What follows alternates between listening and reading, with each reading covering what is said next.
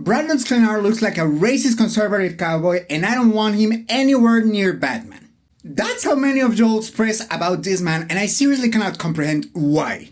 Like, I understand not liking the fancast, alright? Probably you haven't seen him acting. Probably you have seen him acting and you just don't find him a good fit for the character. Probably you just don't find him pretty enough, which we'll talk about that later, okay? But if you just don't like the fancast, that's alright, okay? That's cool.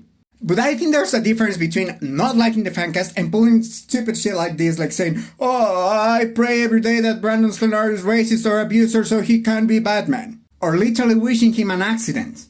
Or people literally wishing his unalivement. Like, I really cannot understand why are you so fucking mean to this actor, to this fancast and his fancasters. Now getting to the softer side of this Brandon Sklenar hate campaign, I've seen people saying shit like, oh, this was manufactured, oh, it has to be a PR campaign because this guy came out of nowhere and those accounts are probably getting paid because there's no way people like him so much. Now mind you, this fancast has been on for a really long time now. It's been on since 2023 and even earlier, okay?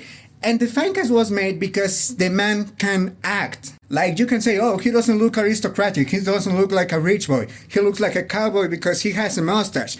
But this fancast was made precisely because this man can act. If you haven't watched 1923, Season 1, Season 2, especially Season 2, but this man can communicate everything through his micro-expressions, okay? You can see the dwell, you can see the inner pain, you can see the grief, you can see the fear, the love, everything. This man can act and he has the perfect range to play Batman. Now there's people saying stuff like, oh, this fancast is superficial, it's only about his physique, it's only about his looks. Now, while Brandon Sklenar is now in his peak physique, like he really has the physique, the body to play Batman, that's literally not the reason why he got fancasted in the first place. Because I come again to the first season of 1923, which is a really good show and even James Gunn likes it a lot, but like, literally you can see that not only he looks aristocratic, he looks stoic like Batman should, he can act. And even then he wasn't on his peak physique. You can even see that he was skinny somehow. Again, he was fancasted because of his acting skills. Now you could even say that he's not the most Bruce Wayne looking guy in the whole world. And okay, maybe he doesn't look like Bruce Wayne, but he compensates for what he lacks with everything he has. Not only he has the physique already, he has the height by standing at 6'2", 6'3", I think. He has the voice, the commanding leading potential. He has the acting ability. He has everything for the character. Now I've seen people pulling the, oh, you have to Photoshop the fuck out of him. You have to edit him until he's unrecognizable so he can play Bruce Wayne. No the fuck you don't. This is literally him in the poster of the housemate. This has zero editing other than, you know, movie photo shoot. This has zero editing. The man looks like Bruce Wayne. Now there's also people saying, oh, he doesn't look like Bruce Wayne. Here's a picture from 10 years ago to prove that.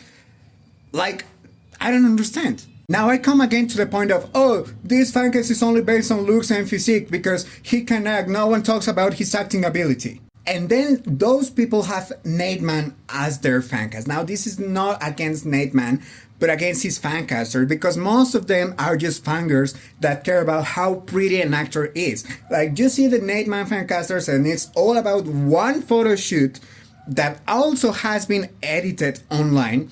And it's about one photo shoot when he looks like one version of Bruce Wayne, which is Dan Mora's young Bruce Wayne. And they never talk about his acting abilities because honestly, I have seen the projects he's on. I have seen Masters of the Air.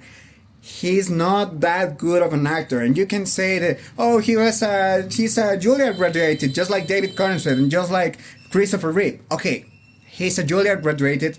Maybe he can be a great actor in some years, but right now his acting is really bland and he hasn't showed that he has the range to play Batman. Now, in addition to that, he's 39 years old, he's 5'11", he's not gonna be Batman. At least he's not gonna be the DCU's Batman. Now, I agree maybe he can pull Batman like a Year 1 Batman with a skinny physique and this baby face and whatever. But he's not gonna be the DCU's Batman. We know we're getting a seasoned Batman in the DCU. We're getting a Batman whose Robin is Damian Wayne. We can get Nate Man as Batman. Now that's a shame because Yeah, he looks like the young version of Dan Morris Bruce Wayne in one photo shoot. But okay, let's say that he's perfect for the role. He's not the right age. There's absolutely no way he can pull Batman in the DCU being 3 years younger than David Carter said. Because I've seen people say, oh, but the movie is gonna be made in 2 years. Who's gonna age? Yeah, like the rest of the world. That doesn't mean he's gonna age alone. Like, he's still gonna be 3 years younger than David Carter said. He's not gonna be Batman.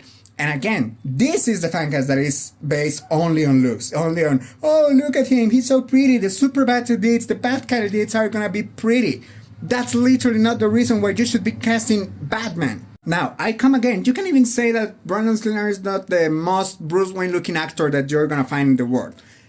Okay, even though he does resemble some versions, and also he has the characteristics. He has the blue eyes, he has the perfect nose, he has the sharp jawline, like, he just can't do it. But again, the reason why he was fan casted in the first place is not his looks, it's his acting ability. Even though he does have the looks, it was his acting that convinced most of people, including myself. Because I saw the first picture of him, the first fan cast, and I said, no, I don't know, I don't think he can pull it. Then I watched 1973 and I said, yes, he's my Batman. Because he has the acting ability. Again, the stoicism, the fears, the grief, the inner pain. He can pull Batman perfectly. Now, again, I understand if you don't love the fancast, right? If you just don't like the fancast, you don't think Brandon Sklenar is a good fit, you just, I don't know, maybe you want Tom Britney, you want Oliver Jackson Cohen, whatever. That's not the point.